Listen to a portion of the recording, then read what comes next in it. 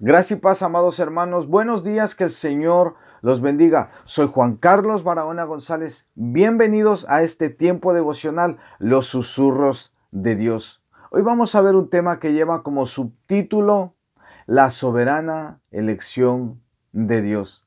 Este tema, bien comprendido, este tema abrazado, porque la palabra nos lo enseña, es un refrigerio precioso para nuestras almas y nos lleva a darle toda la gloria y nos lleva a exaltar a nuestro Señor Jesucristo y a nuestro Dios el Padre por medio de la preciosa obra del Espíritu Santo. Entonces, para todas aquellas personas que se conectan hoy por primera vez, bienvenidos a este tiempo devocional, bienvenidos a este canal. Mi única petición, mi único deseo es que oren por su servidor y que compartan también este tiempo devocional con muchas otras vidas y que podamos seguir edificando mutuamente el reino de Dios en los corazones de nuestros hermanos a lo largo del mundo entero. Que el Señor use, ¿verdad?, este material como a Él le plazca. Sin más preámbulo, mis hermanos, vamos a las Escrituras. Deuteronomio capítulo 7, capítulo 6, dice el Señor. Deuteronomio 7:6. Porque tú eres pueblo santo para el Señor tu Dios. El Señor tu Dios te ha escogido. Una palabra sinónimo de escogido sería elegido también, ¿verdad? Dice entonces, te ha escogido para hacerle un pueblo especial, más que todos los pueblos que están sobre la tierra. Prestemos atención a la enseñanza de este texto. La doctrina de la soberana elección de Dios es preciosa, es un deleite para nuestras almas. Volvamos por un momento a contarlas, enumerándolas una y otra vez, como cuenta el avaro su dinero. La soberana elección de Dios, por la que Él nos eligió para vida eterna antes que la tierra fuese, es un asunto de remota antigüedad, ya que ninguna fecha puede serle asignada por la mente humana. Hemos sido elegidos, escogidos desde antes de la fundación del mundo. El amor eterno acompañó esta elección, pues no hemos sido apartados por un simple acto de la voluntad divina, sino porque intervino el amor soberano de Dios. El Padre nos amó desde el principio. Aquí tenemos un tema para meditación diaria. El propósito eterno de redimirnos de nuestra ruina, de limpiarnos y de santificarnos y al fin de glorificarnos es un asunto de infinita antigüedad y corre parejas con el inmutable amor y la absoluta soberanía. El pacto es siempre descrito como eterno y Jesús, la segunda parte de ese pacto, tiene sus salidas desde el principio, como dice el profeta Miqueas capítulo 5 versículo 2.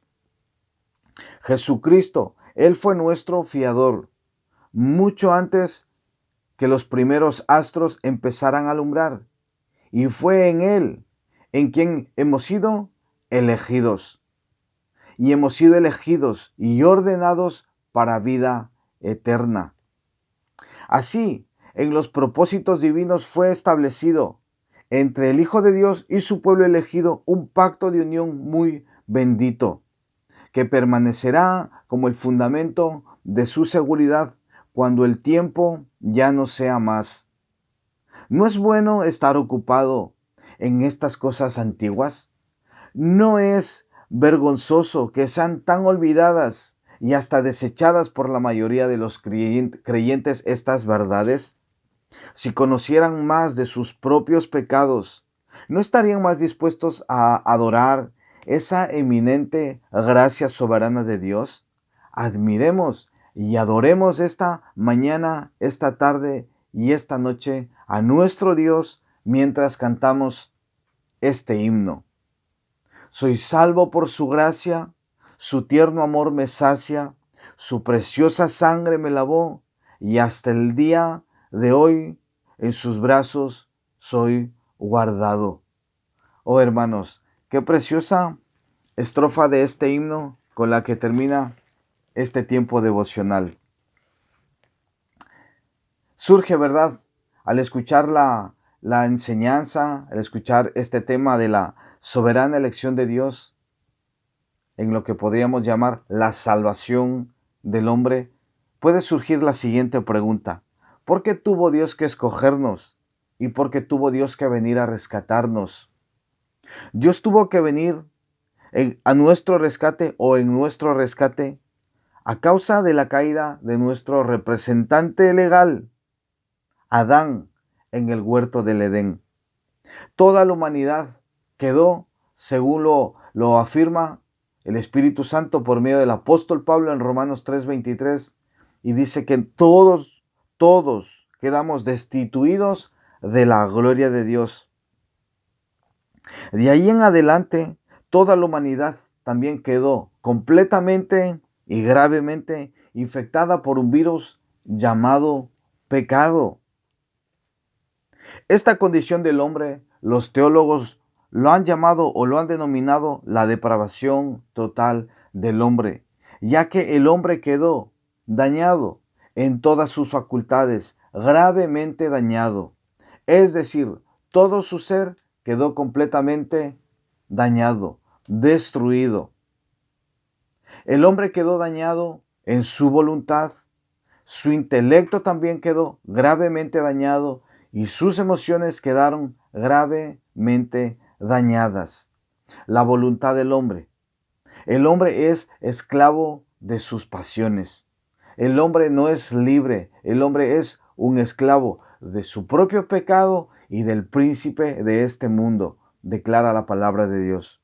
Su intelecto quedó gravemente dañado. El hombre no puede entender por sí solo la voluntad de Dios revelada en su palabra. El hombre necesita lo que se conoce como la obra de la iluminación del Espíritu Santo. Solamente por medio del Espíritu de Dios el hombre puede comprender la palabra de Dios. Su intelecto espiritual, por así decirlo, quedó gravemente dañado. Sus emociones quedaron también gravemente dañadas sus emociones. El hombre ama lo que le daña. El hombre ama el pecado y no solamente ama el pecado, sino que se complace con todos aquellos que lo practican.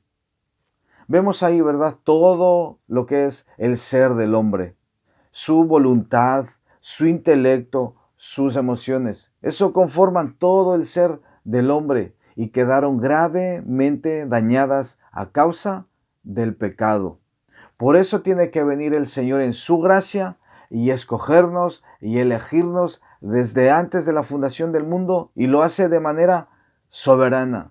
Llega un momento, ¿verdad?, designado y señalado por Dios en que el Evangelio nos es predicado, nuestro corazón es transformado y ahí, ¿verdad?, solamente allí y solamente allí, nuestra voluntad, nuestro intelecto y nuestras emociones son otra vez hechas nuevas. Esa es la vida nueva que Dios nos ha dado. Ahora sí, ¿verdad? Tenemos todas nuestras capacidades en acción espiritual. Ahora sí, ¿verdad? Cuando viene el Espíritu Santo y nos regenera, o se conoce también como el nuevo nacimiento, cuando nos hace nacer de nuevo por medio del Evangelio y del arrepentimiento de nuestros pecados y de la fe en el Señor Jesucristo, cuando esa obra preciosa y sobrenatural ocurre en nuestras vidas, ahí sí, todo nuestro ser es hecho nuevo. Nuestra voluntad es libre. Ahora tenemos la oportunidad, la opción de ir voluntariamente y buscar a nuestro Dios.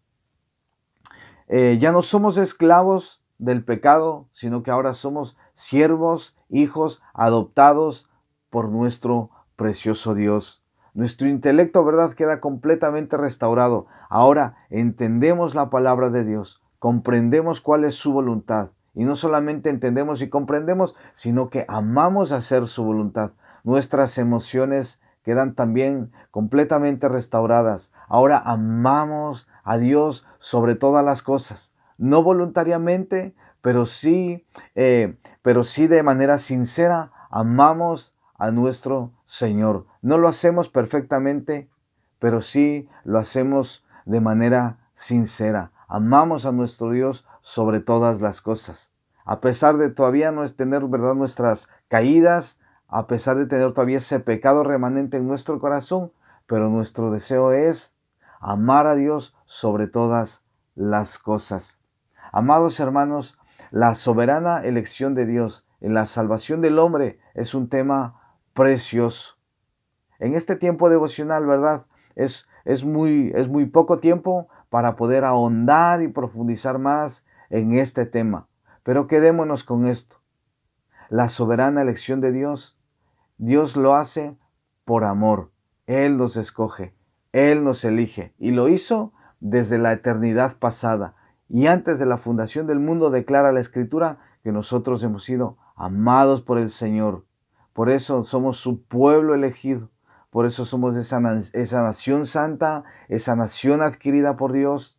He ahí también esa responsabilidad para que anunciemos las virtudes de aquel que nos llamó, de aquel que nos escogió y lo hizo por el puro afecto de su voluntad. Reflexionemos en estas preciosas verdades y compartamos también estas preciosas verdades con muchas otras vidas. Les espero mañana en un siguiente devocional. Que Dios los bendiga grandemente.